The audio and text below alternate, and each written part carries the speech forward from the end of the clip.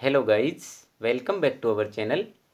आज हम जो वीडियो कंटेंट लेके आए हैं वो शिक्षक साथियों के लिए लेके आए हैं जिनको टेफ भरने में इस समय काफ़ी परेशानी का सामना करना पड़ रहा है, जिसमें कई प्रकार के नए प्रावधान भी टेफ में इस बार किए गए हैं और साथ में सभी को भरना है ये तृतीय श्रेणी अध्यापक से लेकर संस्था प्रधान तक।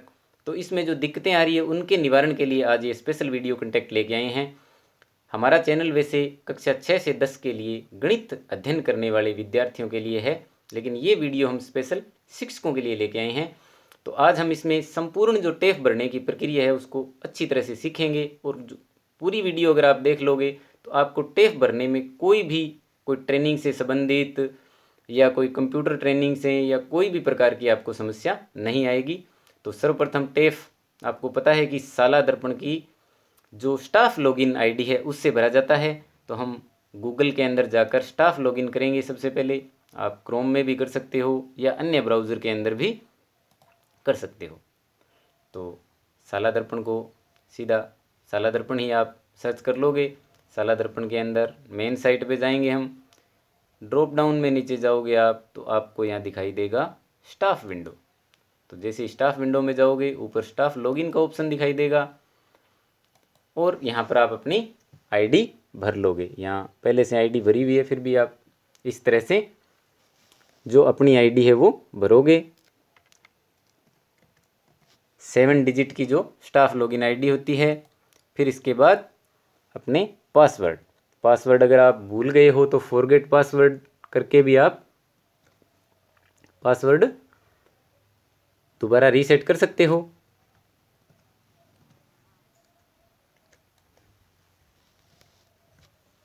इसके बाद कैप्चा,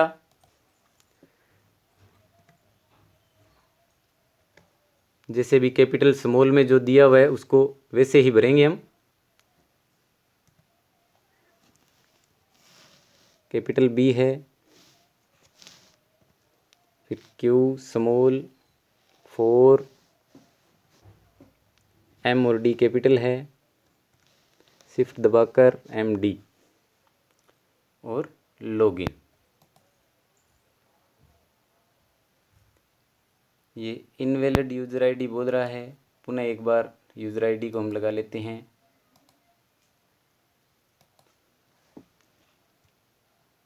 हालांकि यूज़र आईडी बिल्कुल सही है, फिर भी इसमें ये शाला दर्पण में कुछ प्रॉब्लम्स आती है, टेक्निकल समस्याएं हैं जिसके कारण ये गलत बोलता है। और अब इसको पुनः लॉगिन करेंगे। तो ये लॉगिन हो चुका है हमारा। लॉगिन करने के बाद अब आप देखोगे सबसे पहले होम है, फिर स्माइल 2 है, प्रोफाइल, अप्लाई फॉर्म्स। हमें फॉर्म्स के अंदर जाना है। फॉर्म में आपको टेफ दिखाई देगा, टेफ टीचर फॉर्मेट 2020-21, क्योंकि हम अब 2020-21 के लिए टेफ भर रहे हैं। तो जैसे ही आप इसमें टेफ पे क्लिक करोगे तो आपको यहाँ पर 3 वेरिफिकेशन करने होंगे। मोबाइल वेरिफिकेशन, अपनी जो ईमेल आईडी है उसका वेरिफिकेशन। तो इस प्रकार जो वेरिफिकेशन आपके पास आएंगे, आधार वेरिफिकेशन होगा, उसमें 3 प्रकार के वेरिफिकेशन होंगे। जो आपको ग्रीन दिखाई देगा वो तो आपका वेरीफाइड होगा, जो वेरीफाई नहीं है उसके ऊपर आपको रेड आइकन दिखाई देगा। तो आपको करना क्या है, जो भी रेड है उसके ऊपर क्लिक करना है। जैसे ही आप क्लिक करोगे आपको अपने जो मोबाइल है तो मोबाइल नंबर पे मैसेज आएगा, और जो मेल वेरिफिकेशन करोगे तो मेल के ऊपर मैसेज आएगा। जो OTP आएगा उसको आप पुट करोगे और सबमिट कर दोगे तो आपका ये वेरिफिकेशन हो जाएगा। कईयों के मेल जो है उसके ऊपर OTP नहीं मिल रहा, ये बड़ी समस्या आ रही है। आधार और वो दोनों वेरिफिकेशन हो रहे हैं, तो मेल पे अगर OTP नहीं आ रहा तो ये प्राइमरी मेल में नहीं आता, ये किस में आता है, स्पैम के अंदर आता है। तो आप स्पैम मेल देखोगे उसमें आपको OTP दिखाई दे जाएगा। आधार में अगर आपका नाम गलत है तो पहले आपको वो सही करवाना पड़ेगा, नाम या जन्म तिथि। तो सही करवाने के बाद आपको आधार का OTP भी मिल जाएगा। अगर आपका सही है तो उसमें दिक्कत नहीं आएगी। इतना करने के बाद हम इसमें जाएंगे दोबारा फॉर्म्स में और ये आ जाएगा सत्यापित।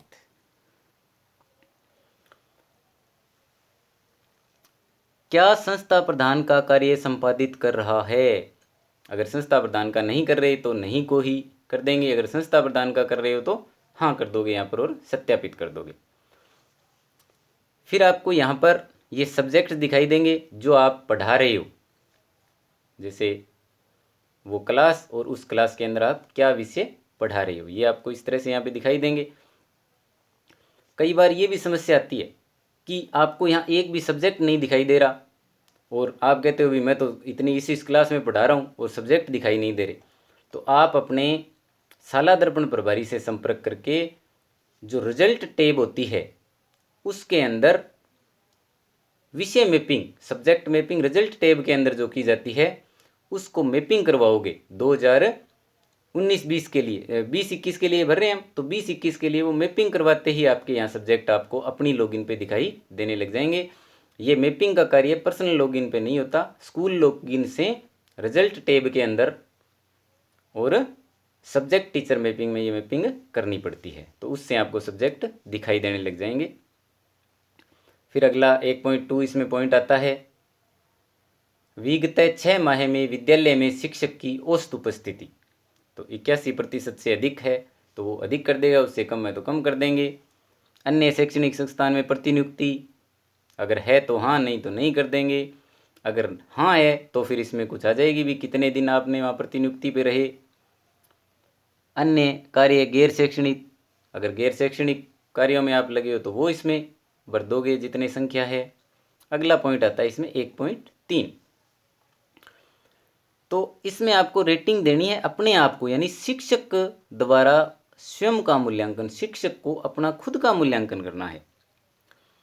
तो ये आप पढ़ पढ़ के कर सकते हो। विद्यालय में सब अनुशासन, नियमित एवं सदाचार, भी क्या आप सब अनुशासन में रहते हो, विद्यालय में नियमित आ रहे हो, आपका व्यवहार है वो कैसा है, तो ये आपको स्वयं को मूल्यांकन करना है।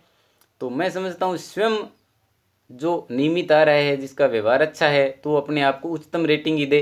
तो जैसे 1 का मतलब है कम, फिर 2 का मतलब औसत, अच्छा, बहुत अच्छा, 5 का मतलब सबसे अच्छा।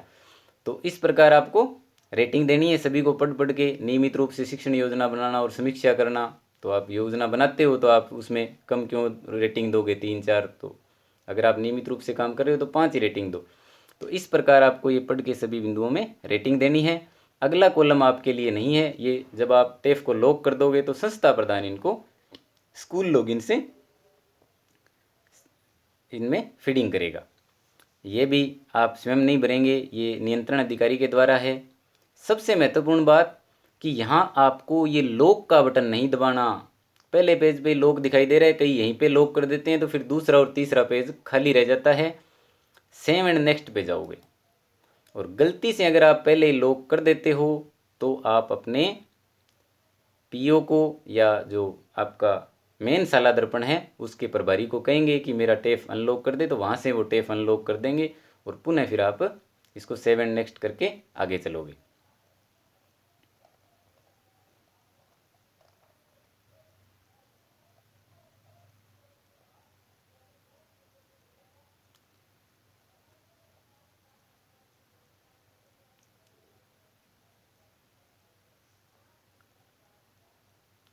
सेव एंड नेक्स्ट ये क्लिक कर दिया है मैंने, थोड़ी शायद रेंज की इसमें प्रॉब्लम आ रही है। ये ओके आएगा, ओके को आप क्लिक करते ही आपको अगले पेज के ऊपर ले जाएगा ये। अब अगले पेज के अंदर आप देखो, सबसे पहले शिक्षक द्वारा शिक्षण कार्य को बेहतर बनाने में महसूस की जाने वाली किन्हीं 3 बेहद कठिन चुनौतियों को हमें घटते क्रम में वरीयता देनी है। यानी सबसे जो बड़ी चुनौती है उसको 1 नंबर आपको देना है, फिर उससे छोटी को 2, उससे छोटी को 3। तो इस प्रकार आपको 3 ही इसमें वरीयता क्रम भरने हैं, बाकी आप 0-0 ही छोड़ दोगे। तो जैसे इसमें मेरे को सबसे बड़ी चुनौती ये लगी कि बच्चों का स्तर कमज़ोर होना, तो मैंने इसमें 1 भर दिया। आपको अगर कोई दूसरी लगती है तो उसमें आप उसमें 1 दे सकते हो, फिर इसमें 2 दे दिया, इसमें 3, फिर संस्था प्रधान अपने अनुसार इस कॉलम को क्लिक करेगा। तो इस प्रकार 1, 2 और 3 आपको रेटिंग देनी है। 1 का मतलब यहाँ पर सबसे बड़ी चुनौती है, फिर 2 उससे छोटी, इस प्रकार। इसी प्रकार आगे शिक्षक को जो प्रशिक्षण की आवश्यकता है, यानी किस प्रकार के प्रशिक्षण की आपको आवश्यकता है, उसके अनुसार भी आपको 1, 2 और 3, यानी सबसे ज़्यादा आवश्यकता वाले को 1 देना है, फिर 2 और फिर 3।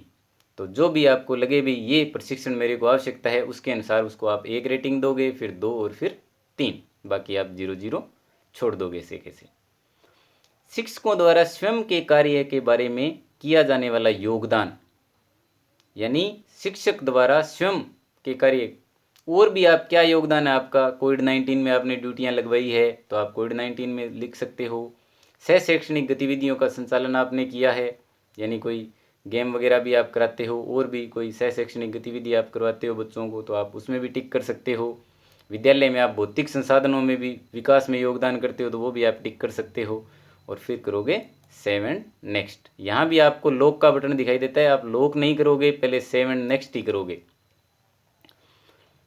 फिर अगला टॉपिक आता है, यहाँ पर आपके पास पॉइंट आता है सबसे महत्वपूर्ण, ट्रेनिंग्स के बारे में, कि जुलाई 20 से 31 दिसंबर 20, क्योंकि ये जुलाई से दिसंबर का भर रहे हैं हम, इस दौरान आपने कौन कौन सी ट्रेनिंग ली है। तो अगर कोई ट्रेनिंग नहीं ली तो वो ये पहला ऑप्शन आ ही जाएगा कि कोई ट्रेनिंग नहीं, और अपने आप ही आपको ये भरा हुआ दिखाई दे जाएगा। लेकिन ऐसा कोई नहीं है शिक्षक इस बार जिसने कोई ट्रेनिंग नहीं ली, क्योंकि ऑनलाइन प्रशिक्षण चल रहे थे सारे के सारे। तो सर्वप्रथम इसके अंदर मैं आपको ऑप्शन दिखाता हूँ कि कौन से ट्रेनिंग आपने ली हुई है। तो एक तो निष्ठा एलिमेंट्री, यानी जो 1 से 5 पढ़ाने वाले शिक्षक हैं, उन्होंने निष्ठा की जो ट्रेनिंग ली है एलिमेंट्री, वो आप इसमें भरोगे। उसमें आपने सर्टिफिकेट डाउनलोड कर रखे होंगे, उन सर्टिफिकेट्स के ऊपर आपकी डेट है, तारीख है कि किस तारीख को आपने किया है। अब वैसे तो इनकी अलग अलग अवधि है, कि निष्ठा एलिमेंट्री ट्रेनिंग लगभग 3 महीने तक चली थी, 90 दिन तक, तो आप वो 90 दिन की अवधि भरोगे। लेकिन इसका ऐसा कोई मतलब नहीं है। ये जो वीडियो बनाने वाले हैं, वो यूट्यूब के ऊपर जो चढ़ा रहे हैं, वो अपने हिसाब से अपने अपने उन्होंने तरीके बना लिए, विभाग ने इसे कोई निर्देश नहीं दिए। तो इसमें ऐसा भी आपने किस तारीख को ट्रेनिंग की है, क्योंकि एक जो मॉड्यूल है वो अधिकतम 10 से 12 घंटे का है, तो वो एक दिन में भी आप ले सकते हो। तो आप उसके कार्यशाला का टाइम 2 दिन 4 दिन, अगर आपने जैसे एलिमेंट्री के मान लो 15 टॉपिक हैं, तो आपने 15 किए हैं, तो आप उसके लिए 15 दिन का या 20 दिन का टाइम भर दोगे। और जो आपका सर्टिफिकेट है उसके ऊपर आपने एक कोई भी पहला सर्टिफिकेट है उस पर देख लोगे कि आपने वो सितंबर में शुरू की है या नवंबर में, लगभग ये नवंबर के करीब है निष्ठा एलिमेंट्री, तो नवंबर जो भी आपने तारीख भरनी है वो तारीख भर दोगे और उतने दिन लिख दोगे। फिर उसके बाद दीक्षा ऐप की ट्रेनिंग, जो लगभग लेक्चरर तक सभी ने की है, 1 से 5 के शिक्षकों ने भी की है, 1 से 5 के शिक्षकों ने लगभग सभी 19-20 मॉड्यूल किए हैं, 6 से 8 के शिक्षकों ने भी वही लगभग 19-20 मॉड्यूल किए हैं, और 9 से 12 जो अंतर्दृष्टि का विकास है, बुद्धि अंतर्दृष्टि की समझ है, बुद्धिमत्ता का विकास है, इस तरह के प्रशिक्षण लिए हैं। तो आप उस हिसाब से अपने अपने लेवल के हिसाब से भरोगे। तो ये जो 1 से 5 या 6 से 8 वाले दीक्षा वाले हैं, इन्होंने लगभग नवंबर के अंदर ये सारे जुलाई से ही शुरू, 30 जुलाई से ये शुरू हो गए थे, तो जुलाई से ही किए हैं। तो आप अपना एक कोई भी सर्टिफिकेट देख के इसमें डेट भर लेंगे। अलग अलग जो आपने किया है, आप इसमें अलग अलग कोर्स भी भर सकते हो। अब जैसे 9 से 12 का मैं निकालता हूँ इसमें, तो 9 से 12 के शिक्षकों ने सबसे पहले अंतर्दृष्टि की समझ किया था। तो ये अंतर्दृष्टि की समझ है, ये आपको तारीख बताता हूँ मैं इसमें कौन सी तारीख को आपने किया है। तो ये अगस्त के अंदर जैसे आया हुआ है, तो यहाँ 9 से 12 कर दिया हमने। फिर डेट लिखेंगे इसके अंदर, तो 20, और जैसे मैंने ये प्रशिक्षण 30 अगस्त को किया है, तो यहाँ अगस्त सेलेक्ट कर लेंगे, और कितने अगस्त को, 30 अगस्त को। तो मैंने ये, क्योंकि 8 से 7 घंटे का है हद, तो एक दिन में ही मैंने इसको कर लिया। तो प्रशिक्षण की कार्य अवधि मैं इसमें एक ही फिलअप कर सकता हूँ। अगर 2 दिन में किया है तो आप 2 कर लो। आपकी भूमिका इसमें क्या थी, शिक्षक की भूमिका थी। तो ये देखो शिक्षक के लिए इसमें कौन सा पॉइंट है, शिक्षक 1, तो यहाँ पे 1 हम भर देंगे। फिर प्रशिक्षण कार्यशाला का मुख्य बिंदु उच्च प्राथमिक कक्षाओं के लिए, क्योंकि उच्च प्राथमिक कक्षाओं के लिए ये नहीं है, तो प्रशिक्षण कार्यशाला का मुख्य बिंदु उच्च प्राथमिक कक्षाओं के लिए विषय भी लिखें। तो हमारा उच्च प्राथमिक कक्षा नहीं है 9 से 12, क्योंकि माध्यमिक कक्षाएं हैं, तो केवल आपको इस पॉइंट को लिखना है। तो आप इसमें लिख दोगे अंतर्दृष्टि का विकास, अंतर्दृष्टि। तो इस तरह शॉर्ट में आप कुछ भी लिख दोगे, अंतर्दृष्टि का अंतर्दृष्टि। इसी प्रकार बुद्धिमत्ता का विकास सभी प्रशिक्षण में भर देंगे। गैर सरकारी संगठन कौन है कराने वाला, तो इसमें 1 2 3 4 ये देखो, डाइट का मतलब 1, समग्र शिक्षा 2, RSCERT 3 और 4। तो ये RSCERT प्रशिक्षण करवा रही है, तो हम इसके अंदर क्या भर देंगे, 3 भर देंगे। और फिर प्रशिक्षण की उपयोगिता, इसमें आपको ग्रेड देनी है, तो अच्छे हैं प्रशिक्षण तो A ग्रेड हम दे देंगे, फिर इसको सेव कर देंगे। इस प्रकार आप इसमें सेव करते जाएंगे। ये अंतर्दृष्टि की विकास हो गई, अंतर्दृष्टि की समझ, बुद्धिमत्ता का विकास, और भी जो प्रशिक्षण आपने लिए हैं। आप दीक्षा ऐप के ऊपर जाओगे तो आपको आपके लिए हुए प्रशिक्षण उसमें दिखाई देंगे, तो आप उस हिसाब से उसमें भर दोगे। ये अगस्त में हो गया, फिर इसके बाद सितंबर के अंदर बुद्धिमत्ता का विकास हो गया। और फिर जो सभी शिक्षक हैं, यानी द्वितीय श्रेणी और तृतीय श्रेणी के सभी, उन्होंने मॉड्यूल राज 13, राज 14, राज 15, ये राज 19 तक ये भी किए हैं। तो ये अभी तक ही चल रहे हैं, जनवरी तक की। तो इसमें कन्फ्यूज़न की कोई बात नहीं है। अभी आपने कब ट्रेनिंग ली है, आपको इन 2-3 महीनों के अंदर ट्रेनिंग लेनी थी ये, तो आपने इसमें दिसंबर की कोई भी डेट भर सकते हो या जनवरी की कोई भी डेट भर सकते हो, अगर आपने प्रशिक्षण ले रखा है तो। बाकी आपके सर्टिफिकेट के ऊपर है ही, तो वो भी आप तारीख इसमें भर दोगे। अगला जो लगभग सभी गलत करते हैं, ये पॉइंट 2.2, कंप्यूटर प्रशिक्षण प्राप्त किया है, क्योंकि सभी ने जो RSCIT का कोर्स कर रखा है, इसलिए सभी यस कर रहे हैं इसके अंदर। लेकिन देखो यहाँ पर एक पॉइंट्स दिया हुआ है, राजस्थान प्रारंभिक शिक्षा परिषद स्तर पर यदि कंप्यूटर प्रशिक्षण प्राप्त किया है तो इसका विवरण भी भरें। तो प्रारंभिक शिक्षा परिषद के स्तर पर हमने ये कोई प्रशिक्षण नहीं लिया है, इसलिए हम इसमें 9 भरेंगे। तो ये 9 ही पड़ा रहेगा, 9 आपको पहले से इसमें सबमिट होगा। फिर इसके बाद आता है विभाग की कार्यशैली के बारे में आपकी राय देनी है आपको। तो वही 1 से 5 तक, 1 का मतलब औसत है, फिर उससे कम है, 2 का मतलब औसत है, 3 का मतलब अच्छा, बहुत अच्छा, फिर उत्कृष्ट। तो आप कार्यशैली अपने हिसाब से इसमें भर दोगे। पाठ्य पुस्तक और पाठ्यक्रम हमें दिख रहा है किस प्रकार का है, तो अच्छा है तो 4 भर दिया, बहुत अच्छा है तो प्रशिक्षण कार्यक्रम कैसे हैं, बहुत अच्छे हैं तो 4 भर दिया। MDM वितरण प्रणाली हमें बहुत अच्छी लग रही है तो 5 भर दोगे, उत्कृष्ट। यानी ये अपने हिसाब से आप इसमें कर दोगे और फिर सेव करोगे।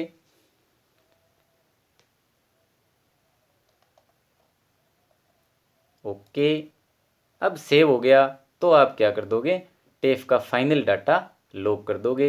लॉक पे क्लिक करते ही ओके आएगा, ओके को आप कर दोगे तो ये आपका टेफ फाइनल सेव हो जाएगा। बहुत बहुत धन्यवाद।